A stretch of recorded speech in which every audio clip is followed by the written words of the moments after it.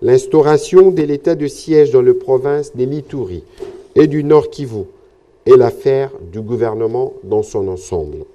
À cet égard, le président de la République, chef de l'État, a invité les membres du gouvernement, dans leurs prérogatives et attributions respectives, à œuvrer en vue d'une convergence d'efforts et d'actions au sein du gouvernement, dans le but d'atteindre le plus rapidement possible les objectifs fixés lors de l'instauration de l'état de siège. Le président de la République a recommandé à chaque ministre de présenter, chacun dans son secteur, sa feuille de route précise sur les objectifs concrets en rapport avec la situation dans l'Est du pays.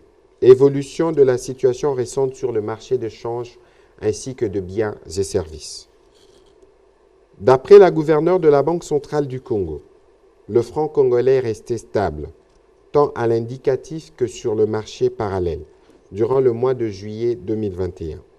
Comparativement au 31 décembre 2020, la monnaie nationale n'a perdu que 1,15% de sa valeur face au dollar américain au 30 juillet 2021, alors qu'à la période correspondante de 2020, il s'était déprécié de 15,38% en cumul annuel. Le rythme de formation des prix intérieurs est demeuré globalement sous contrôle.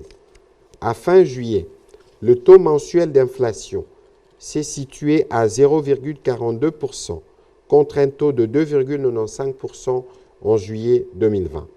Ce qui signifie que les prix de biens et services sur les marchés sont restés relativement stables.